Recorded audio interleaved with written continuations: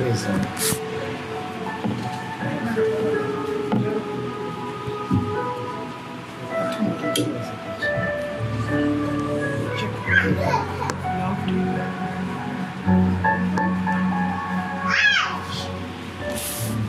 Praise lord. Yeshu Masih के बबरकत और जलाली और उत्तम में मेरी तरफ से सबको सलाम। सब खुश हैं? आइए ज़ोरदार तालियां खुदा उनके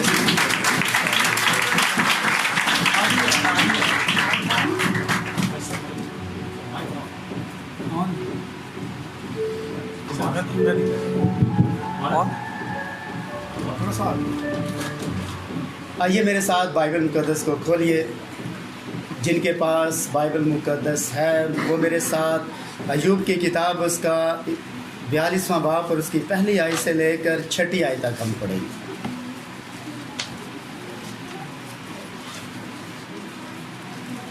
बड़े ध्यान के साथ, बड़ी तवज्जो के साथ खुदा के कलाम को सुनिए।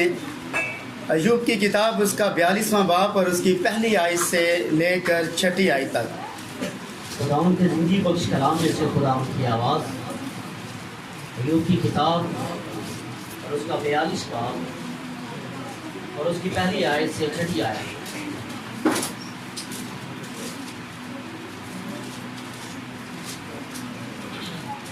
तब अय्यूब ने खुदावंद को यूं जवाब दिया, मैं जानता हूं कि तू सब कुछ कर सकता है और तेरा कोई इरादा रुक नहीं सकता। ये कौन है जो नादानी से मसलहत पर पर्दा डालता है?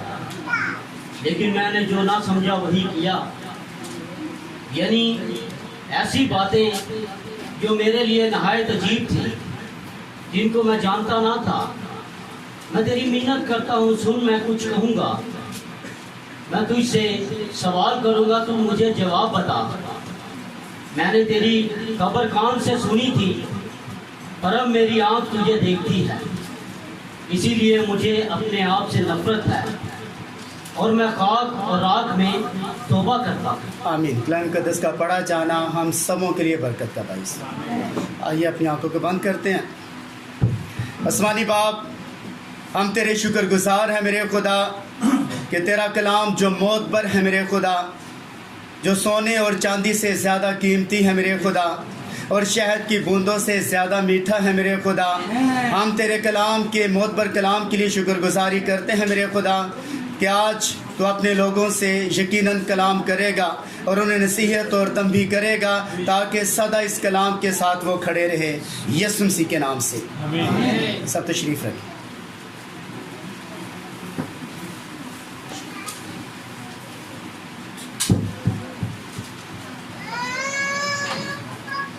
क्या मेरी बहनें कलाम सुनने के लिए तैयार हैं? मेरे भाई कलाम सुनने के लिए तैयार हैं?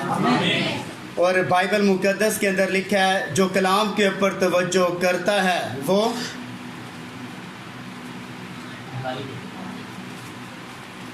आज थोड़ा सा टेस्ट भी लूँगा, ठीक है? तो बिल्कुल आपने आज वैसे तो आप बड़े इंटेलिजेंट हैं और पास्टर शहजाद साहब और उसकी टीम का मैं शुक्रगुजार हूँ कि जिन्होंने बड़ी मोहब्बत के साथ, बड़े प्यार के साथ खुदा की हज़ूरी में तलब किया है।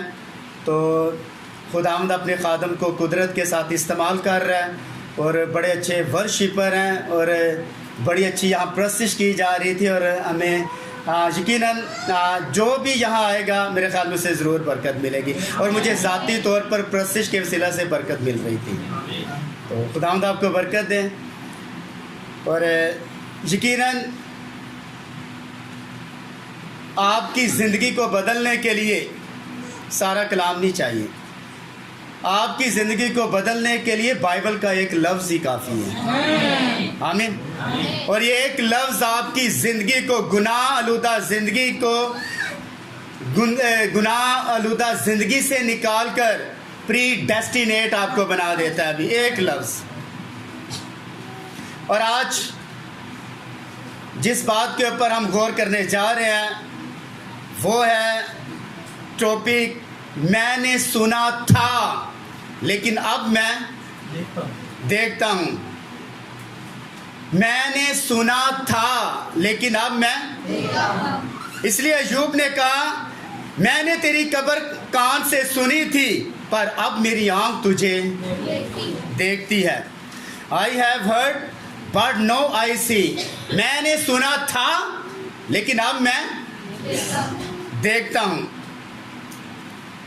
और बड़े ध्यान के साथ आपने इस मैसेज को सुनना है और ये मैसेज यकीनन आपको आपकी लाइफ को तब्दील करने की सलाहियत रखता है अभी। आमीन। और इस बात के ऊपर आपने तवज्जो करनी है। मैं बड़े आराम से और बड़ी तसल्ली जैसा बाइबल स्टडी करवाई जाती है, मैं अक्सर अपने वाइट बोर्ड के ऊपर ही अपने चर्च के अंदर उनको क्लास करवाता हूँ। तो जो बिशारती मैसेज है ये बड़े तेज़ होते हैं, बड़े जज्बात के तौर पर सुनाए जाते हैं, लेकिन मैं आपको बड़े रिदम के साथ और बड़े आराम के साथ, ताकि खुदा की आवाज़ आपके दिल के अंदर उतरेगी। याद रखें, लोग दावा करते हैं कि दरअसल अय्यूब की किताब पैदाइश की किताब से पहले लिखी गई है, और ये बाइबल मुकद्दस के अंदर याद रखें एक कदीम तरीन किताब समझी जाती है।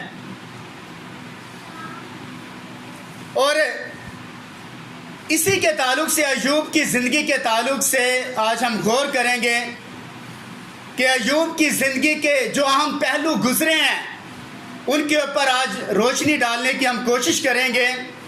और याद रखिए, अय्यूब एक नबी था जो बाइबल लिखने से पहले, याद रखें, अय्यूब की ज़िंदगी का जो वाक़या ये पहले हो चुका था।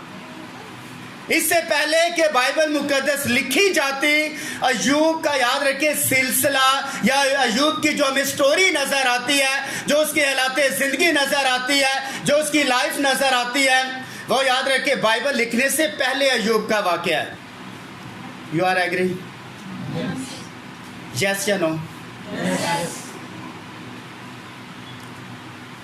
और इस बात के ऊपर गौर कीजिए। और कहा जाता है कि अय्यूब की किताब बाइबल की सबसे पुरानी किताब है और ये पैदाइश की किताब से पहले लिखी गई है, लेकिन इसको बाइबल की तरतीब के मुताबिक ज़बूर से पहले और ज़बूर से, अय्यूब की किताब से पीछे कौन सी किताब है ना? नहीं, आस्तर की किताब है। आस्तर की किताब से आगे और अय्यूब की किताब के मिडल के अंदर रखा गया है। लेकिन बाइबल लिखने से पहले अय्यूब की ज़िंदगी का वाक़या याद रखें हो चुका था। इससे पहले कि अय्यूब की किताब लिखी जाती, मैं आज आपको बताना चाहता हूँ अय्यूब की ज़िंदगी का जो सिलसिला है और जो कुछ उसके साथ हुआ, ये बाइबल लिखने से पहले है। क्या मेरी बात आपको समझ आ रही है? इसलिए अय्यूब अपने वक्त का अजीम नबी था और ताकतवर आदमी था। कितना? आप साथ रहेंगे तो ज़्यादा बेहतरीन तरीके के साथ मैं इसे टीच करूँगा। आपकी आवाज़ यहाँ पुरपट खुदा के मज़बा के ऊपर आनी चाहिए भी। अय्यूब एक ताकतवर आदमी था और इसमें कोई शक नहीं। उसकी परवरिश याद रखे अच्छी हुई थी और उसने सारी ज़िंदगी खुदा की खिदमत की थी और उसने लोगों के दरमियान बुज़दिल ज़िंदगी गुजारी या बहादुर ज़िंदगी गुजारी? बहादुर ज़िंदगी गुजारी। और लोग उसकी इज्जत करते थे, लोग उसकी इज्जत करते थे। और बाइबल मुकद्दस के अंदर याद रखे बड़ी खूबसूरत अंदाज से ये बात लिखी गई कि अय्यूब अपने उस मुकाम के ऊपर आ गया जहां इसे वो खुदा की आजमाइश समझता है। और याद रखिए, जब आपकी ज़िंदगी के अंदर कोई टेस्ट आता है, कोई आजमाइश आती है, तो याद रखें वो मुकाम को तलाश करें, वो जगह तलाश करें जहां आपको फील होना शुरू हो जाए कि ये आजमाइश खुदा की तरफ से है या किसी और तरफ से है। और खुदावंद के खादम भाई ब्रैनम कहते हैं कि अपनी ख्वाहिशों को आजमाइशों का नाम ना दें। सर, अपनी ख्वाहिशों को, मेरा उससे ब्याह कर दे, शादी नहीं हुई, तो याद रखें कि आप बीमार हो गए हैं और उसके बाद ये आजमाइश खुदा की तरफ से थी। 9। आपकी अपनी ख्वाहिशें, आपकी जो अपनी ख्वाहिशें हैं उसे आजमाइशों का नाम ना दें। सर, खुदा की आजमाइश में और इंसान की आजमाइश के अंदर फर्क है। और अय्यूब ऐसे मुकाम पर आ गया जहां वो इसे खुदा की तरफ से आजमाइश कहता है। और भाई ब्रैनम कहते हैं, मैं इस लफ्ज को यूं कहना चाहता हूं, खुदा की तरफ से आजमाया जाना। खुदा की तरफ से आजमाया जाना। और इस बात को गौर के साथ सुनिए कि हकीकत में हर बेटा जो खुदा के पास आता है, इसे पहले आजमाया और इसे परखा जाता है।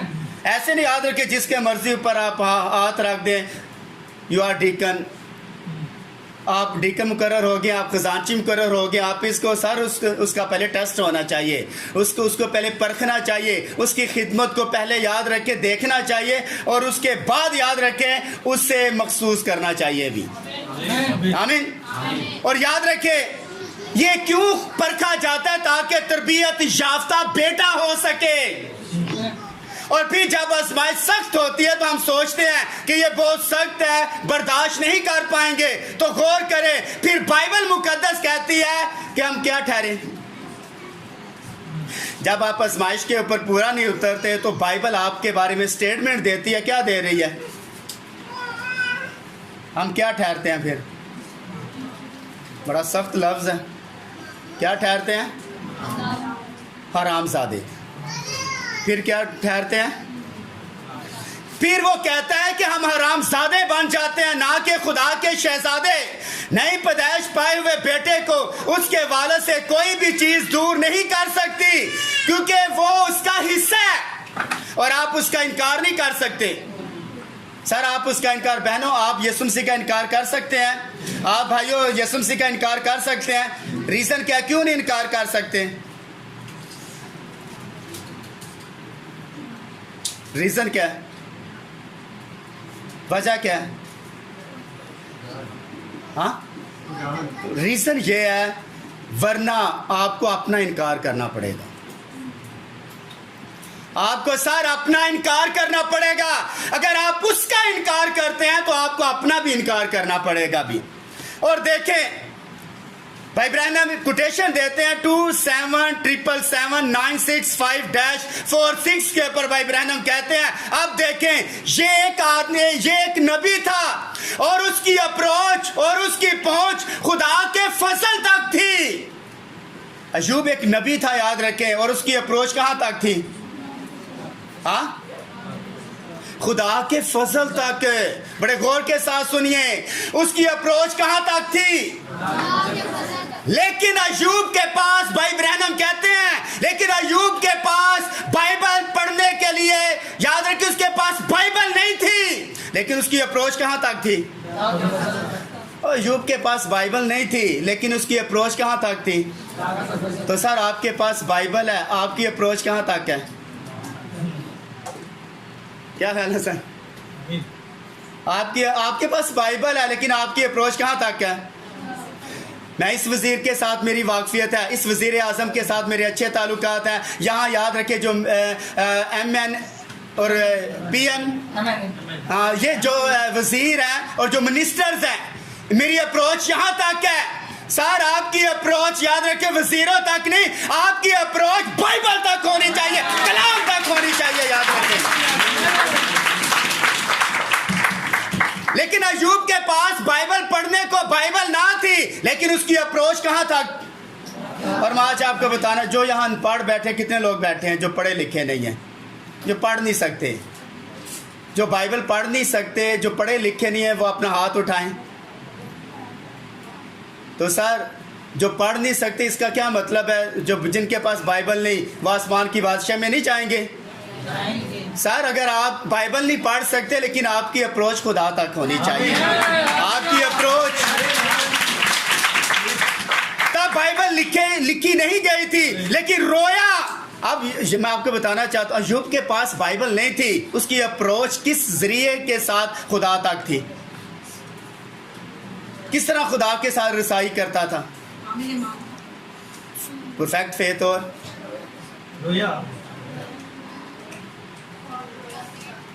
रोया और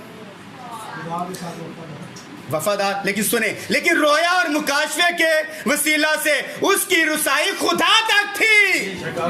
और ये बाइबल लिखने से पहले का मैं आपको वाकया बता रहा हूं कि अय्यूब के पास रोया थी, तहरीक थी, और जिस बहन और भाई के पास तहरीक नहीं है, याद रखे वो उसकी अप्रोच खुदा तक नहीं हो सकती। और मैं आज आपको बताना चाहता हूं, अगर सारी जिंदगी आपके पास साइकिल है तो याद रखें, अगर मोटरसाइकिल की आपके पास तहरीक नहीं है तो याद रहे आप जितने मर्जी अमीर हो जाए, आप मोटरसाइकिल नहीं खरीद सकते। सारी जिंदगी आप कराओं के अंदर याद रखें जिंदगी बसर करें, लेकिन अगर आपके पास तहरीक नहीं है कि मैंने अपना घर बनाना है, तो याद रखें जितने मर्जी पैसे आ जाए, आप घर नहीं बना सकते, भी नहीं बना सकते आप। सर तहरीक ऐसी है जो आपको आगे रास्ता निकालती है कि आपने आगे बढ़ना है। और अगर आपके पास तहरीक नहीं है तो आप याद रखें, आप घर के अंदर याद रखें रज़ाई लेकर या कंबल लेकर आप लेटे रहेंगे। और जिसके पास तहरीक है वो याद रखें, जिसके पास तहरीक है वो ज़मीन की इंतहा तक यीशु मसीह का गवाह होता है। भी वो घर नहीं बैठते, वो याद रखे रिश्तेदारों की तरफ नहीं जाते, कभी उधर चले गए कभी उधर चले गए। वो याद रखे रूह की निजात का बोझ रखते हैं और वो मनाती करते हैं, याद रखें दिन रात याद रखे मनाती करते हैं। जिनके पास तहरीक है, अय्यूब के पास तहरीक थी, याद रखें विजन था उसके पास। और जिस बहन भाई के पास विजन नहीं है, और याद रखें अगर रैप्चर का आपके पास विजन नहीं है, तहरीक नहीं है, जितना मर्जी शोर मचा लें ऊपर नहीं जा सकते। जो मर्जी आप कर लें लेकिन ऊपर नहीं जा सकते। और सुने, देखिए खुदा ने उसे बरकत दी और वो बहुत बड़ा आदमी बन गया, यहाँ तक कि हर कोई उसकी और उसकी हिकमत की कदर करता था, और वो बहुत बड़ा आदमी था। उसकी तहरीक खुदा की तरफ से थी। किसकी तरफ से? मुझे तहरीक मिली है, मैंने पानी का बपतिस्मा नहीं लेना। मुझे तहरीक मिली है, मैंने भाई के साथ फेलोशिप नहीं करनी। मैंने इस चर्च के साथ मुझे तहरीक मिली है, दया यकी देना ज़रूरी नहीं है, दा यकी देना ज़रूरी नहीं। ये कौन सी तहरीक है सर? और मैं आगे थोड़ा सा चल कर बताऊँगा इसके बारे में, लेकिन सुने इस बात को गौर के साथ सुने। और ये वाकया तौर पर साबित हो चुका था कि वो खुदा का खादम है। लोग चारों तरफ से उसकी सुनने आते थे। फिर शैतान ने उस आदमी के ऊपर इल्ज़ाम लगाना शुरू कर दिया। और भाई ब्रहणम कहते हैं इसी तरह वो खुदा के हर एक मुतहरक खादम के साथ करता है। शैतान हमेशा इल्ज़ाम लगाता है। और आज क्या कर रहे हैं आप? कभी अब बीवी अपने शोहर के ऊपर इल्ज़ाम लगा रही है, ये शक है। ये शक जो है, याद रखें, शक समुंदर की लहर, शक अपनी बेशर्मी की झाग उछालता है। ये जो अपनी बेटियों के ऊपर, अपनी बीवियों के ऊपर, और शोहर अपनी बीवियों के ऊपर शक करते हैं, याद रखें ये बड़ा ख़तरनाक है। ये इल्ज़ाम लगाना किसका काम है? आप इस तरह क्यों, आप इस तरह की, आप इस तरह की, ये किसका काम है? एक शोहर अपनी बीवी को अपने बदन को खुद ही नंगा करता है अपनी बीवी के ऊपर इल्ज़ाम लगाकर। मत याद रखें अपनी बीवियों के ऊपर इल्ज़ाम लगाएं। इल्ज़ाम लगाना शैतान का काम है, डेविल का काम है। और याद रखें आप अगर किसी के ऊपर इल्ज़ाम लगा रहे हैं अपनी बीवी के ऊपर, और बीवी शोहर के ऊपर इल्ज़ाम लगा रही है, यू आर डेविल, आप शैतान है सर। आप मैसेज बिलीवर नहीं है, आपके अंदर कोई और स्पिरिट काम कर रही है। क्या मेरी बात आपको समझ आ रही है? और शैतान हमेशा उस पर इल्ज़ाम लगाता है जो, याद रखें, ये शक्की टाइप लोग होते हैं, और वो हर बात करता है जो सच नहीं होती। और हम उसकी ज़िंदगी की आजमाइश और उसके अजीम ईमान को देखते हैं। यहाँ तक कि यीशु ज़मीन पर आया तो उसने अय्यूब के सब्र का जिक्र किया, और उसने कहा क्या तुमने अय्यूब के सब्र का हाल कभी नहीं सुना? अय्यूब दर हकीकत अय्यूब ज़बरदस्त किस्म का खादम गुजरा है। और सुने बड़े ध्यान के साथ तवज्जो कीजिए। अब जो ईमान है, ईमान जो होता है, ये कौन सी चीज पैदा करता है?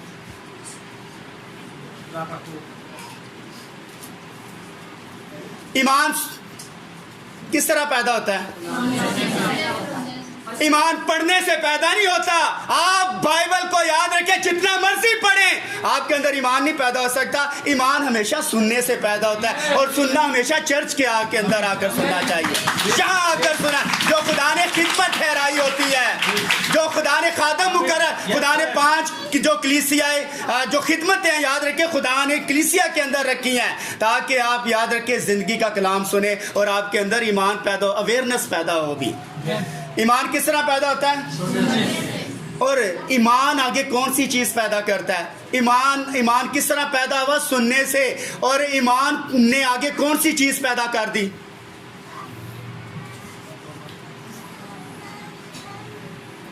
सुनने से ईमान चला गया अंदर, और ईमान याद रखे, अब ये ईमान है, इसके अंदर से याद रखे कोई चीज़ निकलेगी। ईमान कौन सी चीज़ निकाल के रख देता है भाई?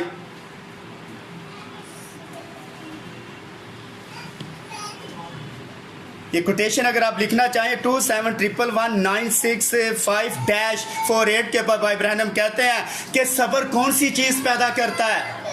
ईमान कौन सी चीज़ पैदा करता है? शाबाश। ईमान सब्र पैदा करता है। ईमान कौन सी चीज़ पैदा करता है? ईमान किस तरह पैदा हुआ? सुनने के सबब से। और जब सुना गया, ईमान पैदा हुआ, तो ईमान ने कौन सी अंदर से चीज़ पैदा कर दी? सबर। और सबर ने कौन सी आगे चीज पैदा की? आगे तो मैंने बता दिया, लेकिन अभी नहीं बताऊंगा, ठीक है? कौन सी चीज पैदा की? ईमान पैदा हुआ सुनने के सबब से, और उसके बाद ईमान ने सबर पैदा किया। क्यों अय्यूब के अंदर सबर आया? अय्यूब के पास बाइबल नहीं है, लेकिन उसकी आवाज़, खुदा की आवाज़ उसके अंदर ईमान पैदा करती थी। और जब ईमान पैदा हुआ तो उसके बाद उसके अंदर सब्र पैदा हुआ। सब्र पैदा, जिसके 10 बच्चे मर जाएं और एक ही दम और मुएशी और कारोबार उसका ख़त्म हो जाए, वो खुदा के बारे में क्या स्टेटमेंट रखेगा? क्या रखेगा? क्या खुदा को कहेगा? और मैंने यहाँ दुनिया के अंदर बड़े लोग देखे हैं जो खुदा को याद रखें, मुंह से याद रख, अपने मुंह के अल्फाजों से अपने जिस्म को गुनाहगार ठहरा देते हैं। खुदा के बारे में ऐसे लफ्ज़ बोलते हैं जो इस मज़हब के ऊपर मैं बोल नहीं सकता। वजह ये हुई, ईमान तो हुआ लेकिन सब्र ना हुआ। और सब्र ने आगे कौन सी चीज़ पैदा कर दी? हाँ, जल्दी बताएं ज़रा। नेकी नहीं। सुनिए, ईमान सब्र से याद रखे, ईमान ने पैदा किया इंतजार, और इंतजार ने आगे चीज कौन सी पैदा कर दी?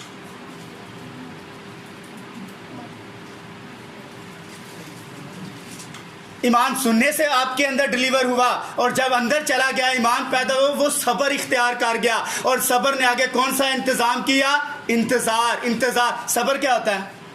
और लोगों से सब्र नहीं होता सर, ये सब्र ही तो है। याद रखिए, जल्दी से अपने मुंह से ऐसे अल्फाज हैं, आप बीमार हो गए और आप ऐसी कंडीशन के अंदर चले गए, अब कोई हालत नहीं रही। याद रखिए, खुदा हमेशा पर्दे के पीछे काम करता है।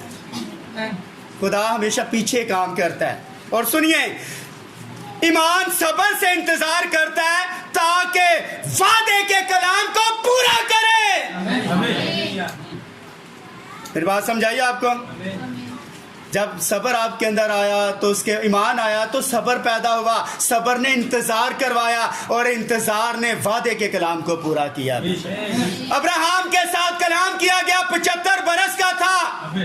खुदा ने प्रॉमिस किया, वो ईमान के साथ चल पड़ा, अंदर सब्र आया और सब्र ने इंतजार करवाया। कितने साल? 25 साल सर इंतजार किया। और आज क्या करते हैं लोग? 2 साल हो गए शादी को, 1 साल हो गया, 3 साल हो गया, बच्चे लेना शुरू कर देते हैं अपने रिश्तेदारों से। भाभी जी आप मुझे बेटा दे दें, भाई जी आप मुझे बेटा दे दें। अस्पतालों के अंदर जाकर बच्चे तलाश करते हैं, बेबीज तलाश करते हैं, ताकि वहाँ से बच्चे उठा लें और लेकर उन्हें पालें। ये क्या है? माफ़ कीजिए, माफ़ कीजिए, अगर किसी का ऐसा सिलसिला है तो माफ़ कीजिए, लेकिन याद रखें, मैं आज आपको बताना चाहता हूँ, आपके अंदर ईमान नहीं है।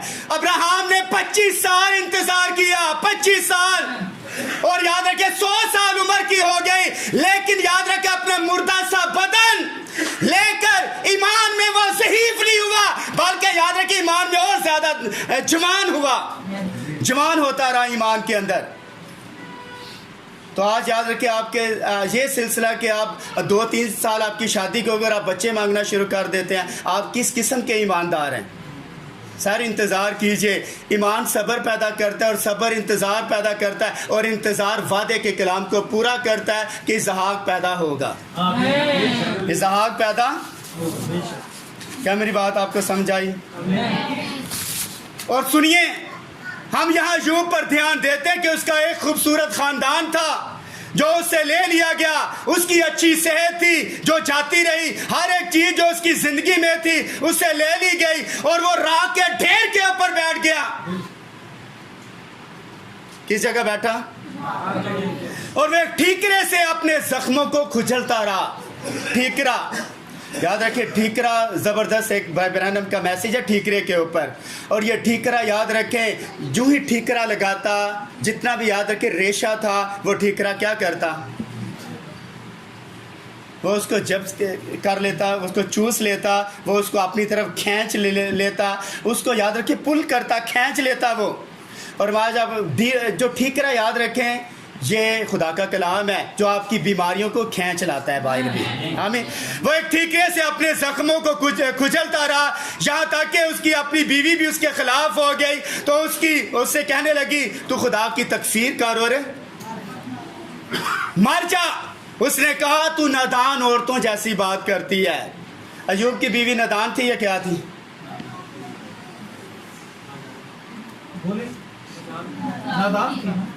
नादान थी या नहीं? ऊंचा बोले। नादान औरतें क्या बातें करती हैं?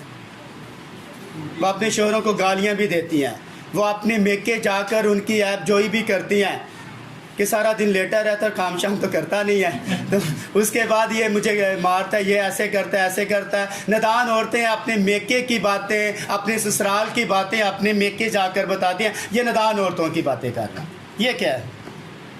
सुनिए, इसके बारे में भाई ब्रहणम कहते हैं 27119650 के ऊपर भाई ब्रहणम कहते हैं अय्यूब की बीवी दर हकीकत नादान नहीं थी। वो कह रहा था तू नादान औरतों जैसी बात करती है, नादान नहीं थी सर, तूने तो कभी आज तक ऐसी बात ही नहीं की। अक्लमंद औरत थी वो सर, अक्लमंद औरत थी। तू नादान औरतों, तू जिस तरह नादान औरतें बातें करती, आज मुझे लग रहा तू ऐसे बात कर रही है। नादान औरत नहीं थी, बड़ी ईमानदार औरत थी। क्या आप नबी की बात से मुतफिक हैं? और सुने, उसने कहा खुदावन ने दिया, खुदावन ने लिया, और खुदावन का नाम। अब शैतान खुदा के सामने आया, क्योंकि वो खुदा के सामने आ सकता है, वो मसीहों पर या फिर ईमानदारों पर हर वक्त इल्ज़ाम लगा सकता है। बस उसने अय्यूब पर बहुत सारी बातों का इल्ज़ाम लगाया और कहा अगर तू उसे मेरे हाथ में सौंप दे तो मैं उसे ऐसा बना दूंगा कि वो तेरे मुंह पर तेरी तकफीर करेगा भी। और अय्यूब के किरदार के बारे में कितने लोग जानते हैं? जरा हाथ बुलंद करें भी। सुने, भाई ब्रहणम कहते हैं खुदा को अय्यूब के ऊपर भरोसा था। खुदा को अय्यूब के ऊपर भरोसा था। और सर, क्या खुदा आपके ऊपर भरोसा कर सकता है? क्या जितने भी कलीसिया के लोग बैठे हैं, क्या खुदा आपके ऊपर ट्रस्ट कर सकता है, भरोसा कर सकता है?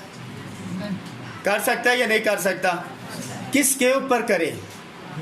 यहाँ कुछ आप और हैं, बाहर जाते हैं आप कुछ और हैं। और उस दिन मैं यही बात बता रहा था कि याद रखें, भाई ब्रहणम कहते हैं अपने किरदार से ज़्यादा उछलने की ज़्यादा कोशिश ना करें। जितना आपका किरदार है उतना ही उछला करें। यहाँ आप कुछ और है, बाहर कुछ और है। और मैं यही बात बता रहा, यहाँ लोग याद रखें चर्च के अंदर तो सारे मोमन बने हैं, सारे याद रखे बड़े मासूम बन जाते हैं, लेकिन आपकी ज़िंदगी बाहर याद रखे होलनाक होती है, ख़तरनाक होती है। यहाँ याद रखें, यहाँ लोग बड़े आराम के साथ बैठे हैं, लेकिन बाहर आपकी ज़िंदगी कुछ और है। वहाँ बाहर आपकी ज़िंदगी ख़तरनाक हालत के अंदर आप ज़िंदगी बसर करते हैं। आपका किरदार जिस तरह चर्च के अंदर है, आपका किरदार वैसे ही बाहर होना चाहिए सर। और सुनिए, खुदा एक ईमानदार पर भरोसा था। खुदा ने शैतान से कहा तू नहीं कर सकता। भाई ब्रैनम कहते हैं, शैतान कहता है मैं कर सकता हूं भी। मैं अय्यूब को याद रखे, तू मेरे हाथों में कर दे, तेरे मुंह पर तेरी तकफीर करेगा। खुदा ने कहा तू नहीं कर सकता। उसने कहा सर मैं कर सकता हूं। आपस में डिबेट है, अय्यूब के बारे में डिबेट हो रही है, बड़ी सख्त, याद रखिए, बहस हो रही है। खुदा कहता तू नहीं कर। उसने सर मैं करके दिखाऊंगा। उसने कहा नहीं सर तू कर सकता। उसने कहा सर मैं करके दिखाऊंगा।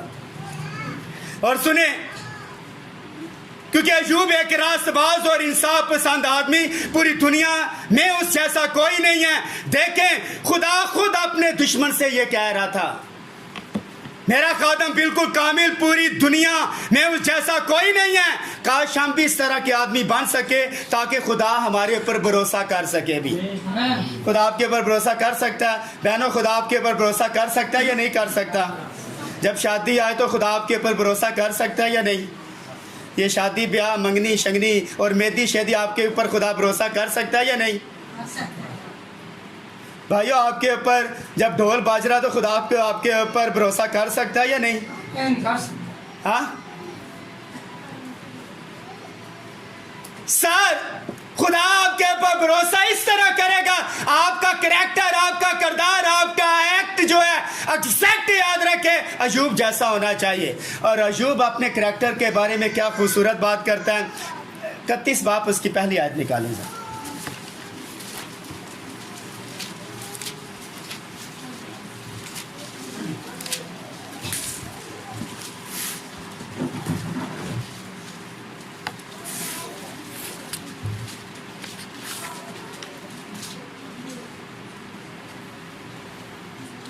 खुदावंद के ज़िंदगी बख्श कलाम में से यूद की किताब और इसका 25 बाब और उसकी पहली आयत।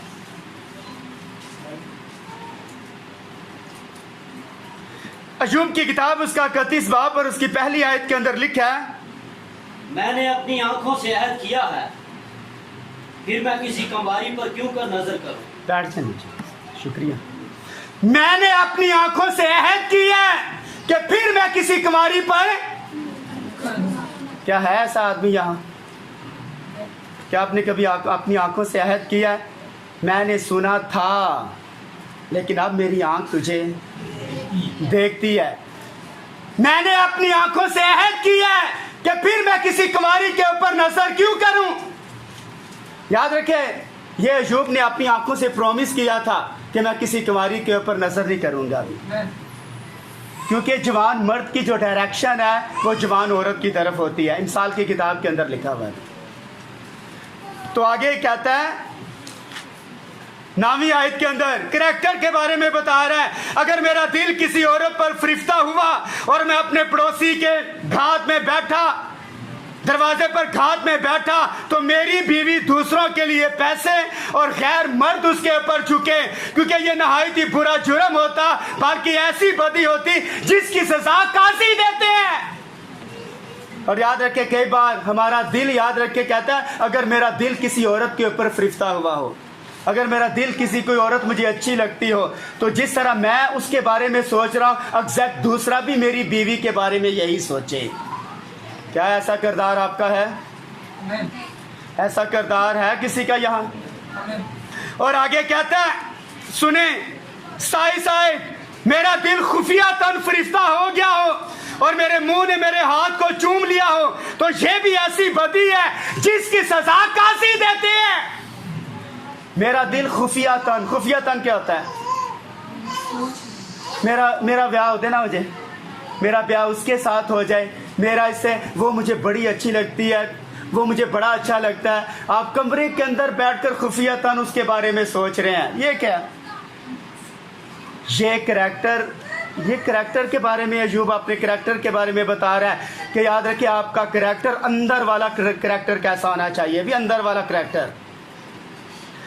तो मैं ए के बारे में सोच रहा हूं, मैं सी के बारे में सोच रहा हूं, मैं वाई के बारे में सोच रहा हूं, मैं इसके बारे में, सर ऐसा याद रखे, ये मैसेज बिलीवरों का काम नहीं, कभी उसके बारे में सोचना, कभी उसके बारे में। आप दुल्हन है सर, और दुल्हन सिर्फ अपने दूल्हे के बारे में सोचती है।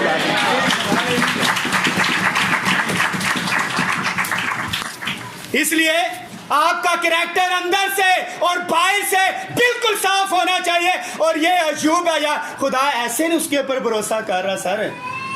भरोसा करना, खुदा हर बंदे के ऊपर भरोसा नहीं करता। आप यहाँ कुछ और हैं, आप वहाँ कुछ और हैं, ड्यूटी के ऊपर आप कुछ और हैं, उस जगह कुछ और हैं। सर आपके ऊपर खुदा कैसे भरोसा करे?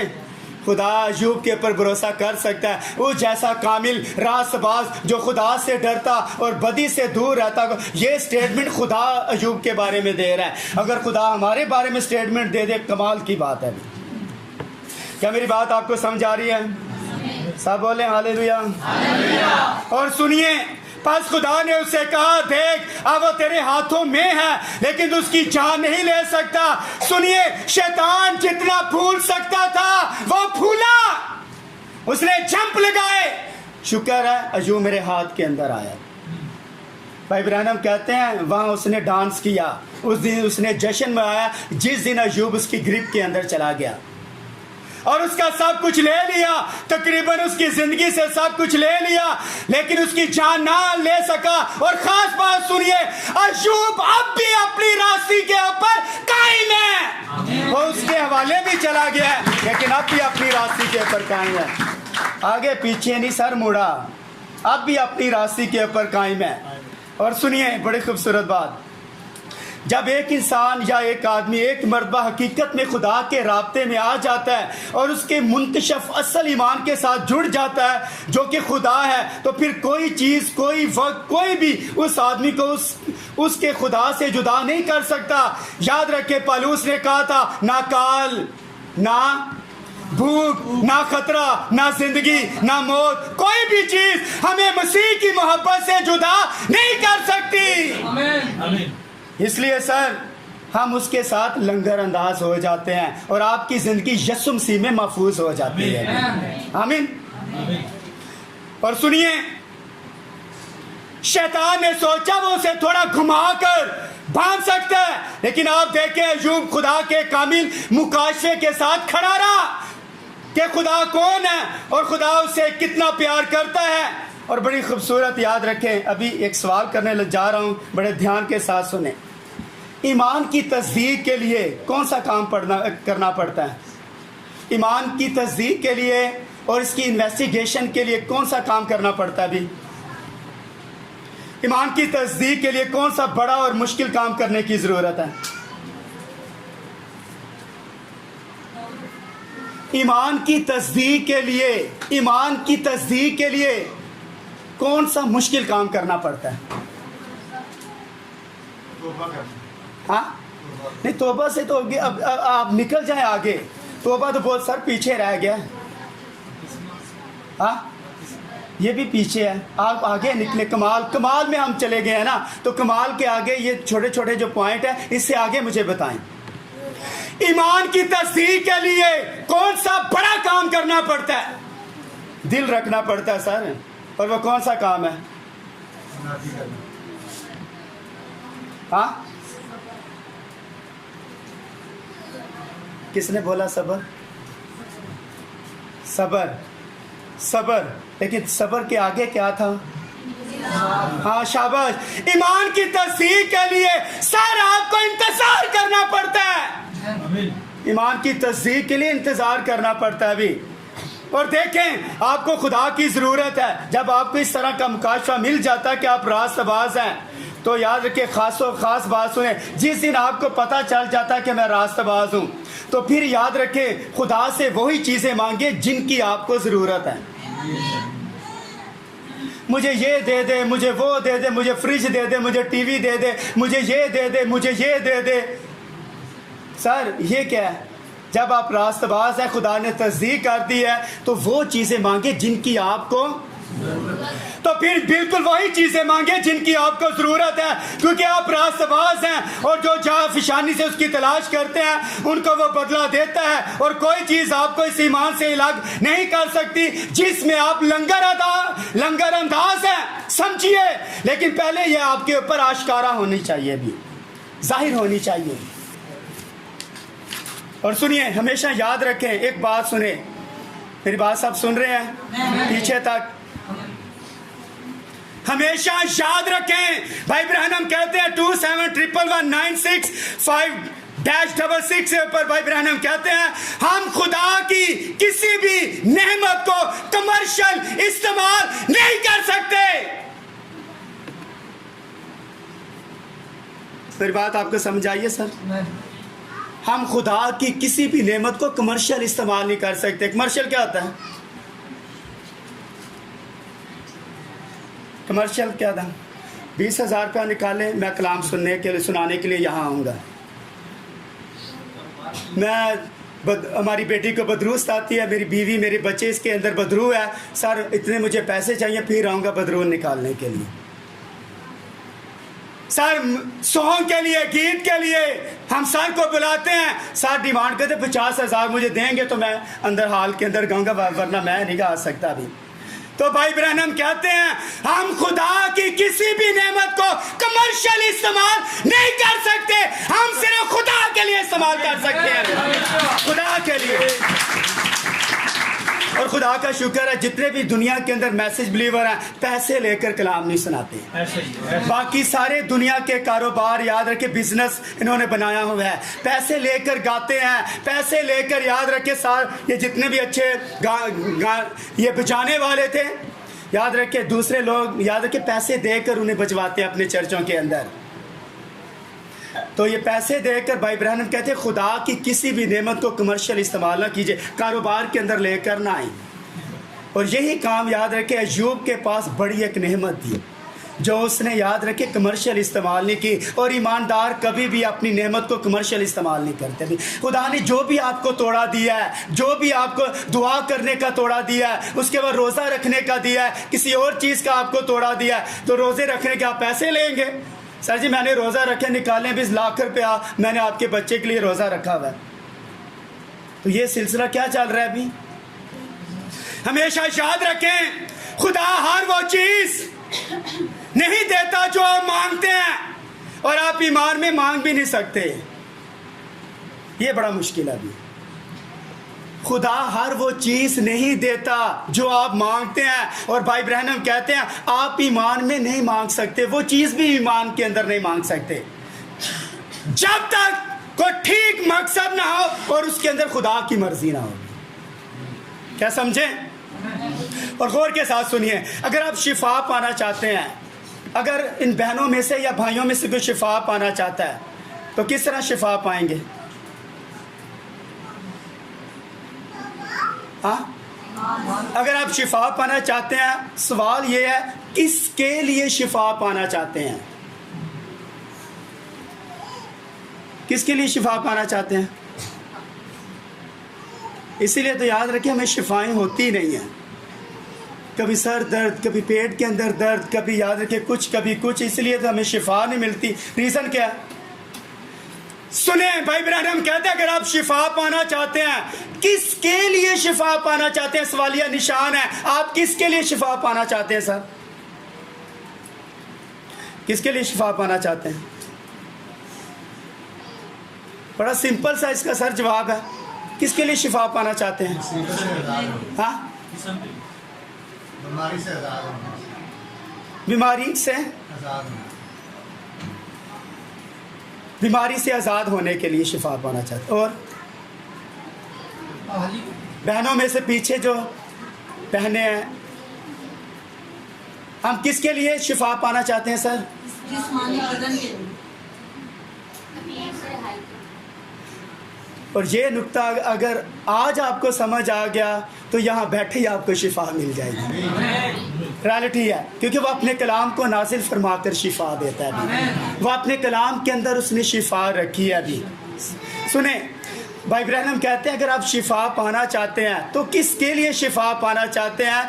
याद रखें, अगर आप शिफा पाना चाहते हैं तो अपने लिए नहीं, उसके लिए शिफा इस्तेमाल करें। समझाइए या नहीं? अगर आप शिफा पाना चाहते हो तो आप किसके लिए शिफा पाना चाहते हैं? अगर आप तंदुरुस्त होना चाहते हैं तो क्या वजह कि आप तंदुरुस्त होना चाहते हैं? और क्या आप खुदा को बता रहे कि आप ठीक होकर अपनी ज़िंदगी में क्या करेंगे? देखिए, कोई वजह होनी चाहिए, आपके पास कोई मंशूर या कोई मकसद होना चाहिए, और ये खुदा की मर्ज़ी के मुताबिक होना चाहिए। फिर जब आप पर आश्कारा हो जाता है, फिर याद रखें आपको शिफा मिल जाती है। शिफा अगर मिल गई अपने लिए नहीं, उसके कामों में इस्तेमाल करें सर।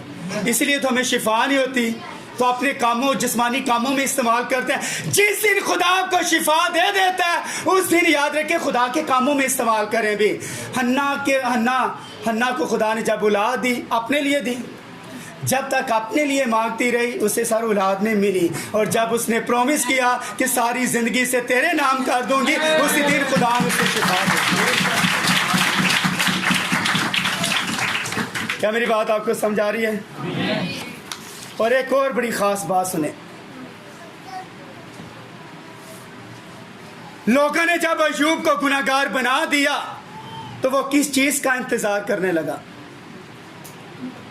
जब लोगों ने आकर अय्यूब को, ये तेरे गुनाह की वजह से तेरे ऊपर आफत आई है, मुसीबत आई है, तो अय्यूब किस चीज़ का इंतज़ार करने लगा?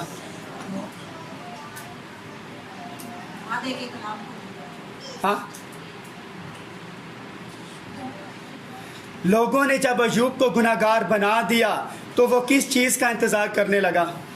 इब्राहिम ने खुदा के साथ वादा किया था, उसने इंतज़ार किया था, इसी तरीके से अय्यूब भी इंतज़ार करता रहा कि खुदा मुझे शिफा दे। शाबाश। अय्यूब तहरीक का इंतज़ार करने लगा, और तहरीक जो है याद रखे, तहरीक पलंग के ऊपर नहीं मिलती, तहरीक बाजारों के अंदर नहीं मिलती, तहरीक रिश्तेदारों के अंदर नहीं मिलती, तहरीक हमेशा राह के ढेर के ऊपर मिलती है। राह के ढेर के ऊपर गया और खुदा ने उसे वहां तहरीक दी, और तहरीक का मिली इंतज़ार करता, और वो महसूस करने लगा कि अब ये आजमाई जो राग के ढेर के ऊपर ये खुदा की तरफ से। अब याद रखें, काफ़ी देर के बाद याद है, लेकिन अय्यूब 7वें दिन के बाद बोलने लगा। देखा है ना, 7वें 6 दिन याद रखे अय्यूब की ज़बान याद रखे चुप रही, क्योंकि वजह ये थी कि वो तहरीक मांग रहा था खुदा से, और जो ही खुदा से तहरीक ली और उसने तहरीक उसे ये मिली, सुने, उसे तहरीक ये मिली राह के ढेर के ऊपर कि मैं जानता हूं कि मेरा मखलसी देने वाला जिंदा है। मैं जानता हूं मेरा मखलसी देने वाला जिंदा है, और जब मैं खड़ा हूंगा तो याद रखें मैं ही उसे देखूंगा, ना कि बेगाना की आंखें, मेरी आंखें उसे देखेंगी, ना कि बेगाना की आंखें उसे देखेंगी। मेरा मखलसी देने वाला जिंदा है। उसे तहरीक वहां मिली, और जब तहरीक मिली, भाई ब्रैनम कहते हैं अपने पाँव के ऊपर खड़ा हो गया, उछलने लगा। तहरीक मिली और उस तहरीक के अंदर गरज की आवाज़ सुनाई दी उसे, गरज की आवाज़, और गरज की आवाज़ ने उसे तसल्ली दी कि तेरा मखलसी देने वाला और तेरा रिडीमर जिंदा है, और वो एक दिन तुझे खड़ा कर देगा भी। आमीन। क्या मेरी बात आपको समझ आई? और सुने, अब हम सोचते हैं काश हम खुदा को देख सकें। क्या कोई तरीका है कि हम खुदा को देख सकें? बस यही तरीका था जो खुदा के पास था कि अय्यूब को आजमाए। उसने कहा मैंने तुझे अपने कानों से सुना था, लेकिन अब मेरी आंख तुझे देखती है। नादीदा रोया सादा हो गई। अब जो नादीदा जो रोया थी, अब वो क्या हो गई? और उसने चारों तरफ बादलों को मुंडलाते देखा, उसने बिजली की चमक को सुना, बल्कि उसने देखा और साफ दिन में गरज की आवाज़ को सुना। उसने देखा खुदा उस चमक और बादलों में था। अय्यूब ने अपनी फितरी आंखों से देखा, क्योंकि वो नादीदा दीदा बन गया था। नादीदा क्या होता है? हाँ, और दीदा, और फितरी आंखों ने साफ साफ याद रखे वहाँ खुदा का जलाल देखा भी। और अय्यूब याद रखे मैंने सुना था, लेकिन अब मेरी आंख तुझे देखती है। आपने सुना है कि खुदा ने ये काम किए हैं। यीशु मसीह को कभी किसी ने देखा? 12 साल की रोगन ने यीशु मसीह के बारे में सुना था कि एक नासरी है जो शिफा देता है, जो गलियों के अंदर शिफा देता है। जो याद रखे नासरत के शहर के अंदर और बाकी शहरों के अंदर शिफा देता है। जब मैं उसकी पेशाब का किनारा ही छू लूंगी तो शिफा पालूंगी। उसने सुना था, लेकिन जिस दिन उसने उसकी पेशाब का किनारा छुआ, उस दिन याद रखें उसने सुना था, लेकिन अब उसकी आंख उसे देख रही थी। आमीन। इसलिए आप ईमानदार होते हुए आपने सुना है कि लोग दाय यकी देते हैं। किस ने सुना कि लोग अपने पास्टर को टाइट्स देते हैं, दाय यकी देते हैं? कितने लोग? हाथ जरा खड़ा करें। सुना?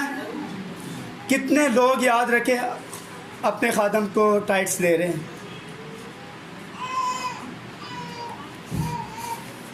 कितने लोग दे रहे हैं? 1 2 3 4 5 6 और बाकी? आपने नहीं सुना? मैंने सुना था कि वो लोग पास्टरों को दाय यकी देते हैं, लेकिन क्या हम देखें कि अब आपकी आंख को हम देखें कि आपकी आंख दाय यकी देते हुए हम देख सकते हैं या नहीं? देते हैं या नहीं? आप सर अपने पास्टर को क्यों दाय यकी नहीं देते? मैं आपको रीज़न बताता हूँ। थके तो नहीं है? थके तो नहीं है? ज़रा ज़ोरदार तालियां बजा दें।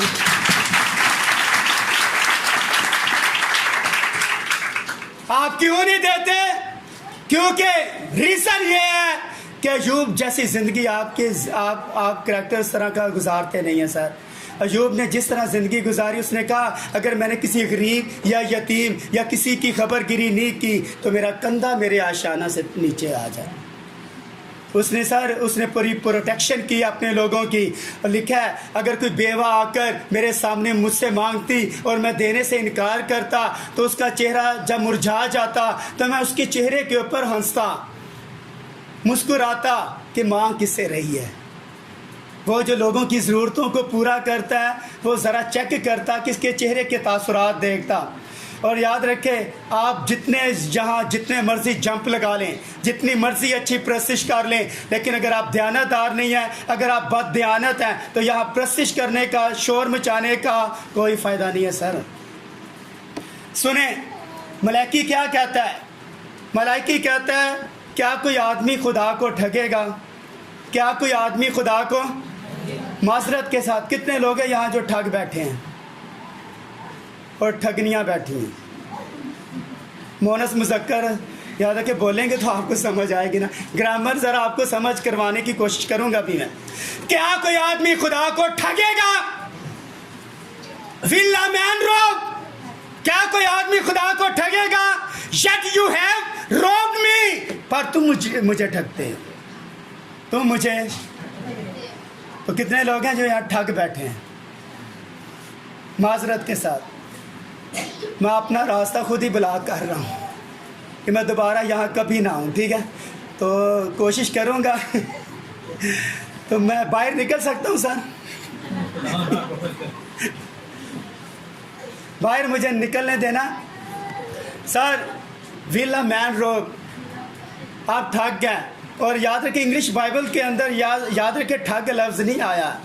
आपको मैं झटका देने लगा हूँ, आपको सर मैं झटका देने लगा हूँ। जितने यहाँ जो घर के सरबरा बैठे हैं, जो कमा कर लाते हैं, मैं उनको झटका देने लगा। विला मैन रोब ROB रोब, इट्स मी, यू आर डाकू। सर आप डाकू हैं। विला मैन रोब, क्या कोई डाकू खुदा को लूट रहा है? रोब कहते हैं डाकू को। उर्दू बाइबल के अंदर आया क्या आदमी खुदा को ठगेगा? इंग्लिश के अंदर आया विला मैन रोब, yet you have robbed me, पर तुम मुझे ठग दो और तुम डाकू हो सर। कितने लोग हैं यहाँ जो डाकू बैठे हैं? वो डाकुओं का काम चर्च के अंदर क्या? अभी मैंने तो डाकू आज तक देखे नहीं कि चर्चों के अंदर याद रखे हाथ उठा कर और उसके बाद ताली बजा रहे हैं और उसके बाद झूम रहे हैं। ये डाकुओं का काम चर्च के अंदर क्या है?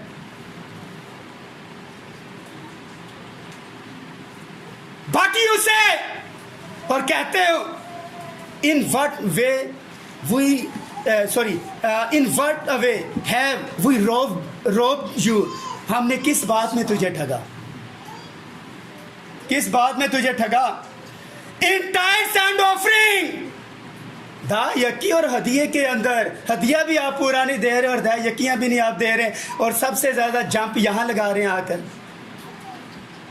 बड़ा मसा उतरा अभी। मसा क्या है अभी? यू आर डाकू, आप डाकू हैं, और डाकुओं के ऊपर क्या मसा आता है अभी? माजरत के साथ। दयानतदार शख्स याद रखे, लिखा है बद दयानत आदमी बरकतों से मामूर ना होगा, दयानतदार आदमी बरकतों से मामूर होगा। जो आदमी अपने पास्टर का वफादार नहीं है, इट्स मी, वो खुदा का वफादार नहीं है। जो खादम, जो बहन भाई अपने पास्टर का वफादार नहीं है और पूरी टाइट्स याद रखे ज़खीरा खाने के अंदर नहीं ले रहा, यू आर डाकू, आप सब लुटेरे हैं। और याद रखे ठगना, यहाँ उर्दू लफ्ज़ के अंदर आया ठगना। ठगना का क्या मतलब है? ठग किसे कहते हैं? ठगना। और ये तो हम सब पंजाबी हैं। ठग, ठग किसे कहते हैं? हाँ, बेईमानी। नो, ये लफ्ज़ आपके पर भी फिट करता हूँ। ठगने का क्या मतलब है? ठगना का मतलब है ज़बरदस्ती ले लेना। सर खुदा का पैसा है, मुझे ये बताएं, खुदा ज़ोरावर है या आप? नहीं। ज़ोरावर खुदा है या आप? नहीं। ज़ोरावर खुदा है या आप हैं? नहीं सर, खुदा किधर ज़ोरावर है? आपके नज़दीक तो खुदा एक, याद रखें, एक बाइबल के अंदर छुपा हुआ। खुदा किधर ज़ोर? जब आपने बाइबल खोली खुदा आपको याद आ गया, और बाइबल क्लोज है तो खुदा आपको किधर याद आया? खुदा ज़ोरावर नहीं है सर, आप ज़ोरावर है। वजह ही क्या है? यू आर ठग, आप ठग हैं। और ठग का लफ्ज़ी मतलब है ज़बरदस्ती ले लेना। क्या करना? और आगे उर्दू ट्रांसलेशन के अंदर लफ्ज़ आया है, उर्दू लुगत के मुताबिक ठग का मतलब है ज़बरदस्ती ले लेना। आप याद रखें, 30,000 तनख्वाह लेकर आए हैं। मैं कहता हूं अगर 3,000 रुपया निकल गया, 27,000 के अंदर गुजारा नहीं है, तो 3,000 ऊपर इस्तेमाल करके भी आपका गुजारा नहीं है। 3,000 में महल बना लेंगे आप? क्या करेंगे आप? महल बना सकते 3,000 के अंदर? जिस बंदे का 30,000 के अंदर गुजारा नहीं है, वो 3,000 इस्तेमाल करके भी उसका गुजारा, वो मांगता ही रहेगा। सर मुझे 2,000 चाहिए, मुझे 1,000। भाई जी मेहमान आगे घर पैसे नहीं है, उनकी ये कंडीशन होती है। और सुने, सब जबरदस्ती ले लेना या किसी का ऐसी चीज पर जबरदन कब्जा जो उसकी नहीं है। सर 3,000 आपका नहीं है, अगर आप 100 रुपया कमा कर लेकर आए हैं तो याद रखें 10 रुपये आपके नहीं हैं, 90 रुपये आपके हैं। 10 रुपये, ये 10 रुपये भी आप खुदा के, किससे आपने छीने? हाँ आप तो बोले, किससे छीना? किस तरह? सर ये ज़रा रुमाल पकड़े, किस तरह छीनते हैं? इस तरह छीनते हैं। किससे छीना? आप ज़ोरावर हैं या खुदा ज़ोरावर है? हाँ, खुदा बेचारा माड़ा हो गया, खुदा कमज़ोर हो गया और आपने उससे पैसे छीने हैं खुदा से। अब खुदा बेचारा फिर क्या करेगा? कमज़ोर बंदा क्या करता है? कमज़ोर आपके साथ क्या करेगा? वो कमज़ोर नहीं, लेकिन आपने उसे अपनी हरकतों से कमज़ोर बना डाला भी। और सुने, ठग हिंदी ज़बान का लफ्ज़ है, इसका एक लफ्ज़ है ठग, हिंदी ज़बान का लफ्ज़ है जिसका मतलब है धोखा या फ़रेब देना या खाना। आप सर अगर ठग गए तो आप फ़रेब दे नहीं रहे, फ़रेब तो आप खा रहे हैं। मेरी बात आपको समझ आई? और सुने, लफ्ज़ रौब, डाकू, डाकू का क्या मतलब है? रौब का क्या मतलब है? विला मैन रौब। आप सर डाकू हैं, डाकू का क्या मतलब है? हाँ, लुटेरा।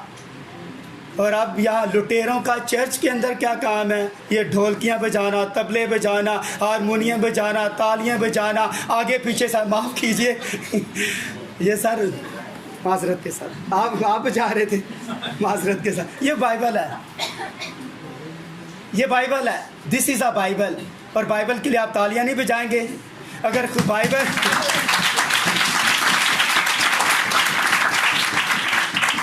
डाकू, रौब, लुटेरा और लुटेरों का काम और लुटेरियों का काम चर्च के अंदर नहीं है। आप सर भाई डाका मारे सर।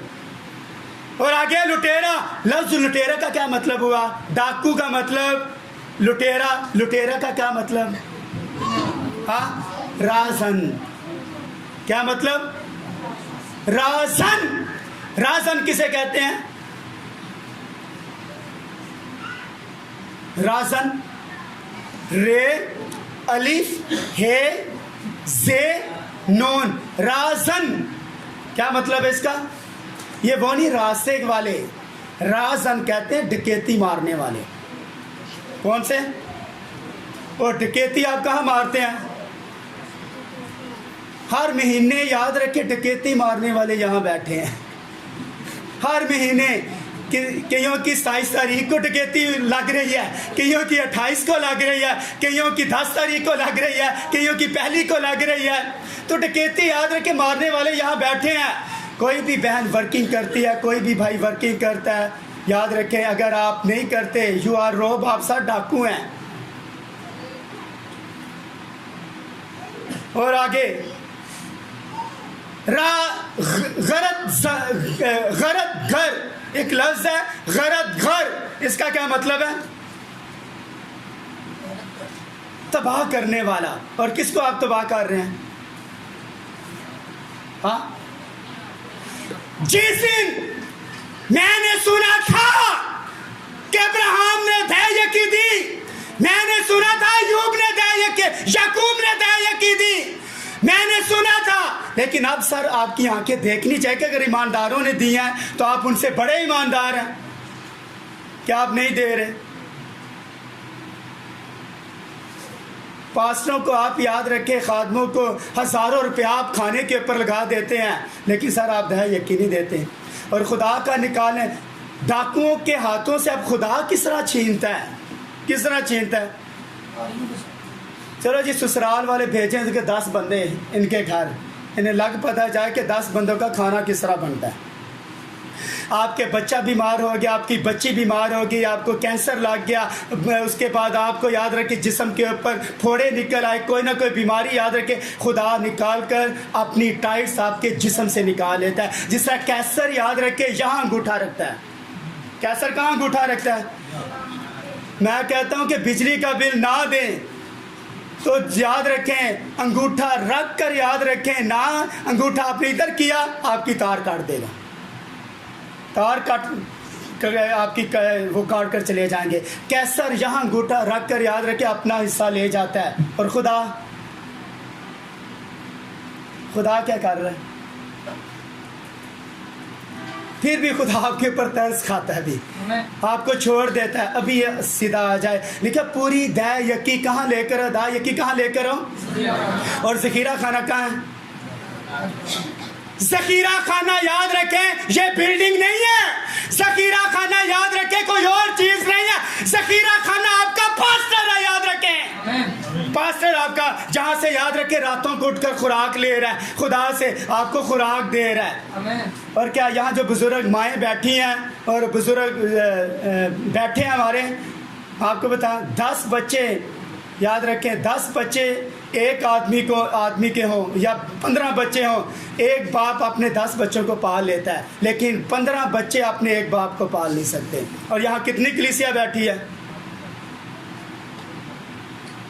कितने लोग हैं? 60-70 लोग से ज़्यादा यहाँ बैठे हैं। तो एक पास्टर को नहीं पाल सकता, लेकिन एक पास्टर 60-70 आदमियों को पाल रहा है।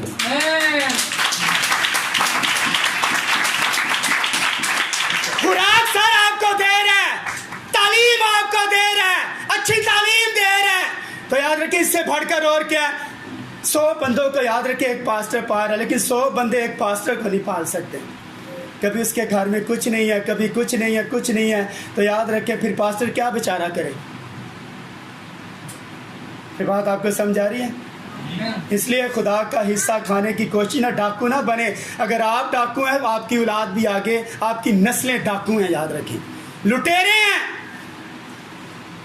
माफ़ कीजिए ये ज़रा कलाम सख्त है, और भाई ब्रहनम को याद रखें लोग अच्छा नहीं समझते थे। कि वो सख्त कलाम सुनाते थे। भाई इब्राहिम की बीवी कहती लोग किस तरह तेरे कलाम को बर्दाश्त करेंगे।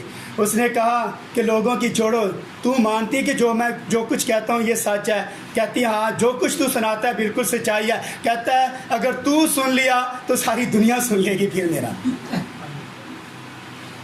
तो इसलिए विला मैन रोग डाकू न सर बने, मैंने सुना था लेकिन अब मेरे यहाँ सर दयानतदार बने। एक दयानतदार शख्स का मैंने आपको करैक्टर बताया किस तरह दयानतदार है। और दयानतदार आदमी जो होता है, याद रखें, वो दोबारा खुदा उसे बरकत देता है भी। अगर आप चाहते हैं मेरे घर के अंदर बरकत हो तो सारी अपना 10वां हिस्सा खाए ना, खुदा आपके, याद रखें, हड्डियों से भी निकाल लेता है। ना खाएं, नुकसान होगा, आपकी नस्लों को नुकसान होगा और आपके ख़ानदानों को नहीं। इसलिए तो याद रखें हमारे घरों के अंदर बरकत नहीं है। 2-3 दिन के बाद हमारे घर के अंदर पैसे क्यों ख़त्म हो जाते हैं? वजह क्या है? कभी उससे मांग रहे हैं, कभी उससे मांग रहे हैं। ये क्या है? कर्ज देने वाला, याद रखे, जो कर्ज देता है वो, याद रखे, सार है, और जो कर्ज लेता है वो दुम होता है। इसलिए खुदा के लोग दुम नहीं, खुदा के लोग सर हैं, याद रखिए। इसलिए खुदा के लोगों को दयानतदार, जहाँ आप इतनी दयानतदारी और इतने जोश के साथ आप गाते बजाते हैं, इतने जोश के साथ घर तनख्वाह लेकर ना पास्टर के घर लेकर जाया करें पहले। वहाँ याद रखें अपना 10वां हिस्सा देकर फिर वापस, और 10वां हिस्सा देने का भाई इब्राहिम ने तरीका बताया कि आप अपने बच्चों, अपने बीवी को सामने घर बुलाकर या अपने फैमिली को लेकर पास्टर्स को, याद रखें, आप दे बच्चों के सामने, ताकि बच्चे उस चीज़ को रिसीव करें कि आज मेरा बाप देता है, कल मैंने भी यही काम मैंने करना है, बरकत आपको मिलेगी भी। तो ये जो डाकू लेबर है, आज कितने लोग हैं जो हटाने की कोशिश करेंगे? लुटेरा, गरदगर, राजन, डकैती मारने वाला। तो ये जो लफ्ज़ हैं या ख़तरनाक हैं या मोहब्बत के हैं? सर अगर खुदा आज आपको तंबीह कर रहा है तो इसलिए कर रहा है कि सर कल आपने रैप्चर का हिस्सा बनना है। सर खुदा आपको पूरा दयानतदार बनाना चाहता है अभी। इसलिए कोई आदमी खुदा को ठगने की कोशिश ना करे, इसलिए आप दयानतदार बने और खुदा के साथ प्रॉपर तरीके के साथ चले। खुदावंद आपको बरकत दे और अपने जलाल के लिए कसरत के साथ इस्तेमाल करे। God bless you.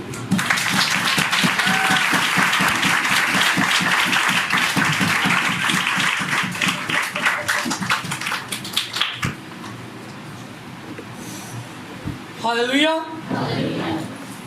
लगता है आप थक चुके हैं। Hallelujah, hallelujah. खुदावंद के जलाल के लिए फिर से तालियां बजाएंगे। आए हम अपने स्वरों को झुकाएंगे, खुदावंद की ताज़ीम करेंगे अपनी आंखों के साथ। अपनी आंखों को बंद कीजिए। आज जो खुदा ने हमें आवाज़ बख्शी, जो नसीहत की, तो लायक तौर पर हम शुक्रगुजारी करेंगे। तो आए हम अपने बुजुर्ग भाई सलीम के साथ मिलकर आज के कलाम की लायक तौर पर शुक्रगुजारी करेंगे।